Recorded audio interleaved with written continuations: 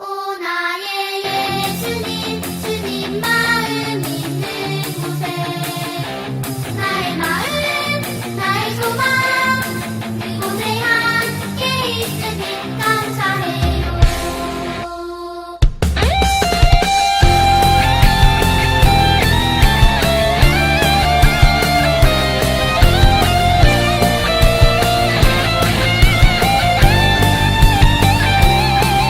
주님, 나는 연약하고 부족해도 주님의 꿈을 이루고 싶어요. 주님, 나는 넘어지고 쓰러져도 주님의 꿈을 함께하고 싶어요. 연약한 내 영혼 사용하셔서 주님 계획 나타내기를.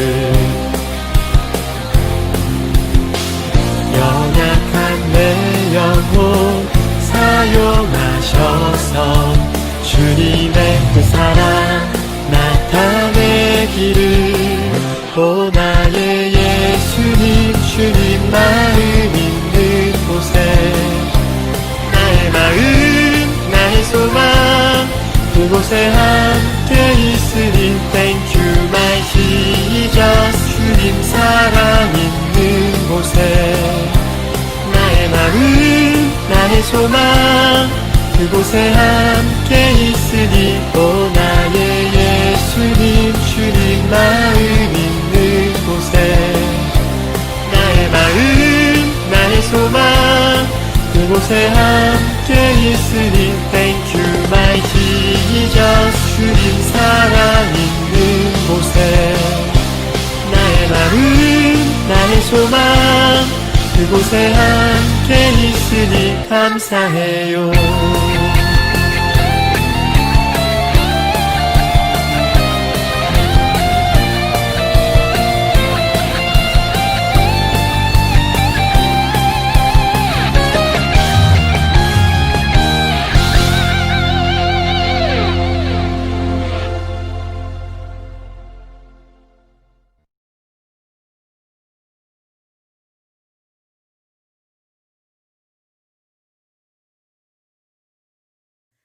사랑하는 나의 하나님, 이 시간 내가 있는 장소에서 하나님의 예배함으로 나아갑니다. 하나님을 만나는 시간이 되게 하시고 또 은혜가 가득한 시간이 되게 해주세요. 우리 마음속에 하나님이 기뻐하시지 않는 생각들이 있다면 그것들을 고백하고 회개할 수 있는 마음 또한 부어주세요. 이 시간 많이 힘들어하고 있는 사람들을 위해 기도합니다. 하나님 그들을 위로해 주시고 몸과 마음 또한 건강하게 회복될 수 있도록 도와주세요. 우리 또한 우리의 몸과 마음도 건강하고 안전하게 지금 이 시간을 잘 이겨낼 수 있도록 하나님 지켜주세요. 전도사님을 통해서 듣게 되는 하나님의 말씀도 우리 마음에 잘 새겨져서 우리가 그 말씀대로 살아갈 수 있는 우리 모두가 될 수 있게 도와주세요. 우리를 사랑하시는 예수님의 이름으로 기도합니다. 아멘. 샬롬 친구들 잘 지냈나요? 저도 한 주간 진짜 잘 지냈어요.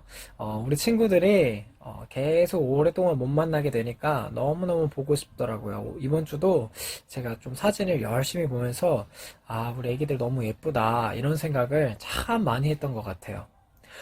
또 제가 저번 주 예배 마치고 전화를 이제 몇몇 친구들과 했거든요. 이제 했는데 우리 친구들이 예배를 너무 재밌게 봤다고, 특히 우리 초동부 전도사님 너무 웃기다고, 너무 재밌었다고 그런 얘기를 많이 해줘가지고 참 감사했어요. 그리고 다음에 또 이렇게 재밌는 아이디어가 있거나 또 떠오르는 게 있으면 우리 초등부 전도사님이랑 한번 이야기를 해가지고 재밌게 이렇게 꽁트로 예배를 진행했으면 좋겠다라는 생각도 하게 되었어요.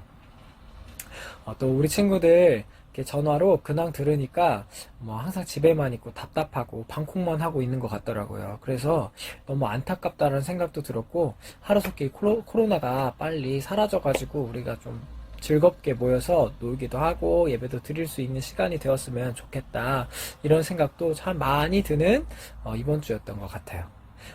이번 주 제가 이렇게 우리 친구들에게 인사 나누는 건 이만큼 하고요. 이제는 우리가 말씀을 다 같이 읽고 좀 나누는 시간을 가지면 좋을 것 같아요. 이제 다 같이 말씀을 한번 읽어볼까요? 말씀을 읽습니다. 마태복음 10장 16절 말씀입니다. 보라, 내가 너희를 보냄이 양을 이리 가운데로 보냄과 같도다. 그러므로 너희는 뱀같이 지혜롭고 비둘기같이 순결하라. 아멘. 이것은 하나님의 말씀입니다. 말씀에는요, 4마리의 동물이 등장합니다. 첫 번째는요, 양이에요. 두 번째는 일이고요. 지금은 늑대라고 불러요. 세 번째는 뱀이에요. 그리고 마지막 4번째는 비둘기예요. 오늘 말씀에서 예수님께서는 4마리의 동물을 말씀하셨는데, 그 동물들이 각자 어떤 의미를 가지고 있는지 알아보도록 할 거예요. 가장 먼저 양부터 소개하도록 하겠습니다. 첫 번째 동물, 양은 어떤 것을 의미할까요? 양은요, 우리들을 의미해요. 예수님을 닮아 살아가려고 하는 우리들의 모습을 예수님은 양으로 표현하셨어요. 그러면 그 많은 동물 중에 왜 하필 양일까요? 그 이유는 양이 혼자서 살아갈 수 없고, 두 번째로 목자의 도움 없이는 살아갈 수 없기 때문이에요. 왜냐하면은 양은요, 눈이 굉장히 나쁘고 귀도 잘 들리지 않아요. 심지어 동작도 너무 느려. 그래서 자기들의 안전을 위해서는 꼭 양끼리 모여서 살아야 돼요. 그리고 더 나아가서는 양을 지켜줄 수 있는 목자의 도움을 받아야만 양이 살아남을 수 있기 때문이에요. 그런데 그런 양의 모습과 우리의 모습이 아주 비슷해요. 우리는 혼자 살아간다라고 생각할 수 있지만 사실은 혼자 살아가는 것이 아니에요. 우리는 가족과 함께 살죠. 엄마, 아빠, 형제, 자매 같이 살고 있죠. 또 더 나아가서 교회로 가면 예수님을 사랑하는 사람들끼리 모여서 어떻게 해요? 함께 예배드리고 함께 기도하고 살아가고 있어요. 또 우리에게는 양에게 목자가 있는 것처럼 우리에게도 목자가 계셔요. 우리의 목자는 누구이실까요? 바로 예수님이에요. 예수님. 예수님이야말로 우리의 진정한 목자 되시는 거예요. 그래서 우리는 예수님 곁을 떠나면, 예수님을 떠나면 우리 스스로 혼자서는 살아갈 수 없어요. 그런 의미에서 우리는 다 양과 같은 사람들이라는 것입니다. 예수님은 그래서 우리를 양이라고 표현하셨어요. 두 번째 동물, 어떤 동물이었을까요? 바로 이리라는 동물이에요. 쉽게 말하면 늑대죠, 늑대. 늑대는 초식 동물, 약한 동물을 으아! 하고 잡아먹는 육식 동물이죠. 그러면 이 늑대가 의미하는, 이리가 의미하는 것은 무엇일까요? 이리는요, 예수님을 따라 살아가려고 하는 우리를 잡아먹으려고 하는 죄악들, 나쁜 유혹들, 또 악마의 계략들을 예수님은 일이라고 표현하셨어요. 만약에 이렇게 늑대가 가득한 늑대 소굴에 양 한 마리가 덜렁 혼자 놓여 있다고 생각해 볼까요? 늑대가, 수많은 늑대가 있는데 양 한 마리가 가운데 혼자 딸랑 놓여져 있는 거예요. 그러면 늑대들은 그 양을 어떻게 할까요? 으아! 하고 잡아먹겠죠? 그것처럼 예수님께서는 세상의 많은 유혹들과 죄악들이 우리를 으악하고 잡아 먹으려고 한다는 사실을 우리에게 말씀해 주셨어요. 그럼 세 번째 동물, 뱀은 어떤 것을 의미할까요? 뱀은요, 옛날부터 아주 똑똑한 지혜를 상징해요. 왜 그러냐면 뱀은요, 아주 특이한 특징이 있는데 자기가 죽을 것 같거나 위협을 받을 것 같은 상황을 정말 잘 알아차린다고 해요. 그래서 뱀은 자기 몸을 안 보이는 자리에 잘 숨기고 또아리를 이렇게 딱 틀고 있다가 누군가 나를 공격하려 하거나 나에게 좋지 않은 일이 생기려고 할 때 확! 하고 물어버리는 습성이 있대요. 그래서 옛날 사람들은 그런 뱀의 모습을 보고 오, 뱀이 정말 지혜로운 동물이다. 자기 자신을 정말 잘 지키는 동물이구나 라고 생각했대요.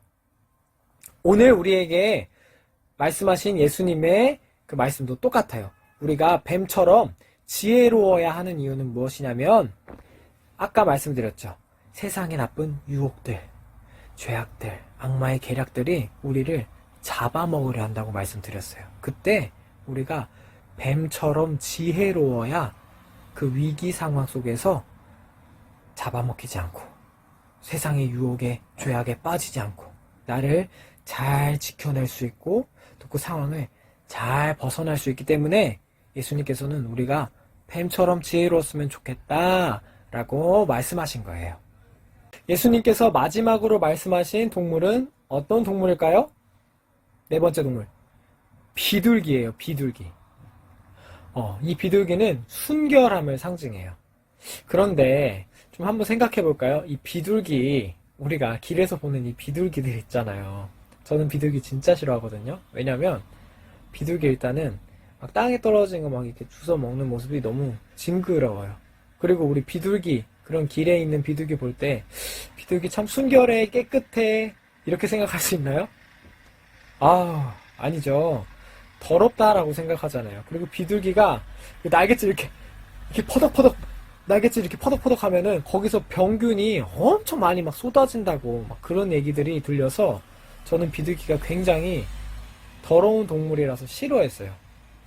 근데 오늘 이제 말씀을 읽으면서 제가 공부를 했었는데 비둘기, 예수님께서 비둘기 보고 순결하다고 말씀하신 이유가 다른 이유더라고요.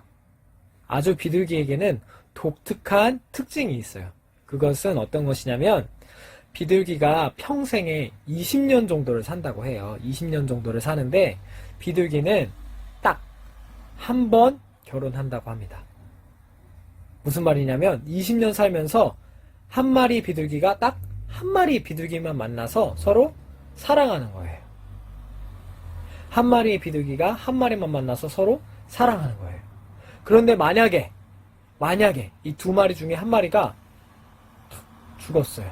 그러면 이 남아있는 비둘기 어떻게 될까요? 다른 비둘기 만날까요? 아니요. 절대 만나지 않는다고 해요. 오직 한 마리 비둘기는 한 마리만 만나서 결혼을 한다고 합니다. 맨날 과자만 주워 먹고 막 병균이나 날릴 줄 알았던 그 비둘기가 알고 보니까 그렇게 순수한 사랑, 순수한 모습을 가지고 있었다는 거예요. 저도 알고 나서 너무 충격이었어요. 너무 충격이었어.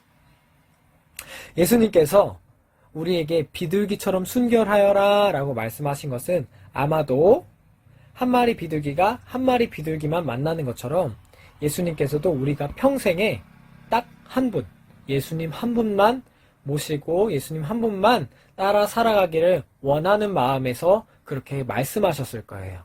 사랑하는 친구들, 이제 우리가 말씀을 정리하고 마치려고 합니다. 우리가 방금 읽었던 예수님의 말씀에 따르면은 우리는 예수님께서 기르시는 귀한 양이에요. 그렇지만 동시에 우리를 삼키려고 하는 많은 유혹들도 있고 많은 죄악들도 있다는 걸 우리가 항상 기억하고 살아가야 해요. 그리고 우리가 이런 상황 속에서 예수님이 기르시는 소중한 양이라는 것을 기억하면서 동시에 우리는 뱀처럼 지혜롭게 살아야 되고 비둘기처럼 순결하게 살아야 돼요. 우리가 뱀처럼 지혜롭게 산다는 것은 예수님이 가르쳐 주신 말씀을 잘 기억하고 세상의 유혹들이 왔을 때 그것에서부터 나를 지켜낼 수 있어야 돼요. 그리고 우리가 비둘기처럼 순결해야 한다는 것은 무엇이냐면 비둘기 한 마리가 평생토록 비둘기 한 마리만 사랑하는 것처럼 우리도 평생토록 예수님 한 분만 사랑해야 한다는 것입니다. 사랑하는 친구들, 우리는 너무 연약하고 부족해요. 하지만 우리를 지켜주시는, 양 같은 우리를 지켜주시는 목자 되신 예수님이 우리와 항상 함께 계세요. 그렇기 때문에 우리는 예수님과 함께라면 뱀처럼 지혜로울 수 있고 비둘기처럼 순결할 수 있답니다. 우리 사랑하는 친구들과 저와 또 사랑하는 선생님들, 우리 사랑하는 교회의 모든 가족 여러분들이 뱀처럼 지혜롭고 비둘기처럼 순결하게 예수님만 바라보며 살아가기를 소망합니다. 우리 다음 주에 또 만나요. 안녕. 너희는 기도할 때 이렇게 하라. 하늘에 계신 우리 아버지, 아버지의 이름을 거룩하게 하시며 아버지의 나라가 오게 하시며 아버지의 뜻이 하늘에서와 같이 땅에서도 이루어지게 하소서. 오늘 우리에게 일용할 양식을 주시고 우리가 우리에게 잘못한 사람을 용서하여 준 것 같이 우리의 죄를 용서하여 주시고 우리를 시험에 빠지지 않게 하시고 악에서 구하소서. 나라와 권능과 영광이 영원히 아버지의 것입니다. 아멘.